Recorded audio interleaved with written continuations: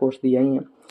मेरे अकॉर्डिंग, लेकिन ज़्यादा टाइम नहीं लेते हैं, आगे शुरू करते हैं। मेरे अकॉर्डिंग अगर मैं बात करूँ तो इस बार के फिजिक्स में ऑलमोस्ट 10 क्वेश्चन इजी में कैटेगरी के थे, 24 मीडियम थे, रिमेनिंग 11 टफ थे। यहाँ पे इजी, मीडियम और टफ मैं ऐसे लिख देता हूँ।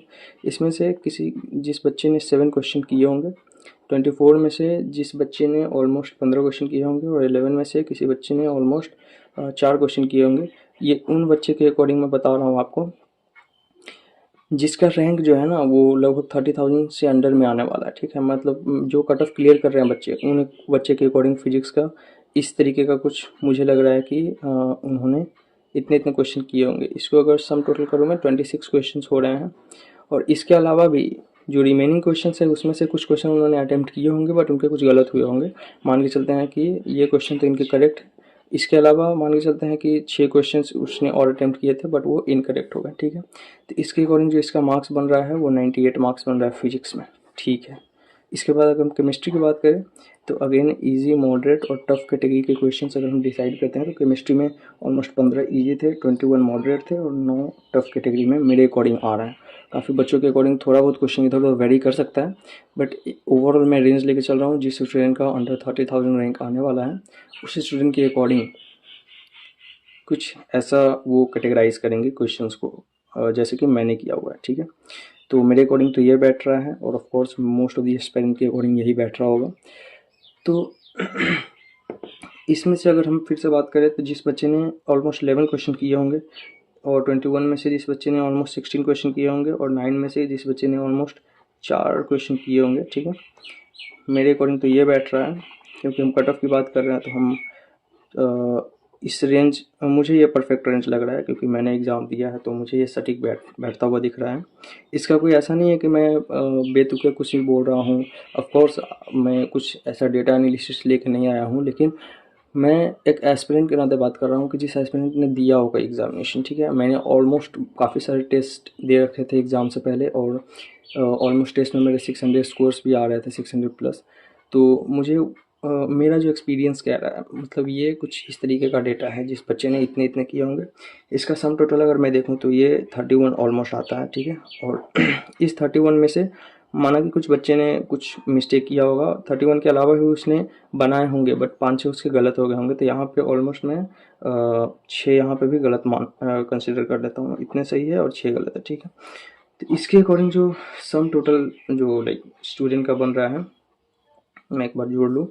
सो 31 4 जो आपका हो जाएगा 124 और 6 माइनस कर लेंगे तो ये लगभग 118 मार्क्स बन रहा है। ठीक है, इसमें ठीक है, लाइक ये इतना परफेक्ट मुझे लग रहा है।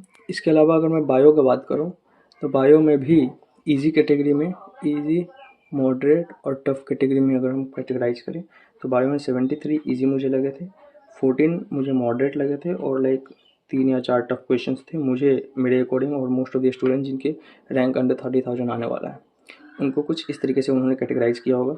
अब इसमें से मान के चलो 70 क्वेश्चन उसने किए होंगे। Of course 1-2 question silly mistake से भी गलत हो सकते हैं इजी होते हुए भी, तो मैं 70 इसको कंसिडर कर रहा हूँ। और लाइक रिमेनिंग वाले में जो यहाँ पे 14 दिया हुआ है ना, हाँ, रिमेनिंग 14 में ऑलमोस्ट 12 किसी बच्चे ने किया होगा और इस 3 में से किसी ने 2 कर लिया होगा। ठीक है, तो इन सब का अगर सम टोटल हम देखें तो 3 क्वेश्चन यहाँ, 2 क्वेश्चन यहाँ और 1 क्वेश्चन यहाँ, तो ऑलमोस्ट 6 क्वेश्चन माइनस करेंगे तो 84 क्वेश्चन बायो में सही किए होंगे किसी बच्चे ने। मान के चलते हैं कि उस 6 क्वेश्चन में से बायो में ज़्यादा गलत कंसीडर नहीं करेंगे, मान के चलते हैं कि 4 उसने गलत किए होंगे, 2 उसने छोड़े होंगे। तो इसके अकॉर्डिंग जो है ना लाइक बैठ रहा है बायो का कितना आ रहा है, 20 मार्क्स माइनस करेंगे गलत के लिए और 8 मार्क्स माइनस करेंगे इसके लिए। सो 340 एंड 332 के करीब मेरे मार्क्स बन रहे हैं। ठीक है, 332 के करीब मेरे मार्क्स बन रहे हैं। इनका अगर हम सम टोटल करेंगे तो मैं फिजिक्स में था 98, केमिस्ट्री में था 118, बायो में था 332। इनका सम टोटल अगर करोगे 8 2 जा 10 18 1 9 1 10 3 13 1 14 1 3 1 4 1 5 548 के करीब में ये मार्क्स आपका बन रहा है।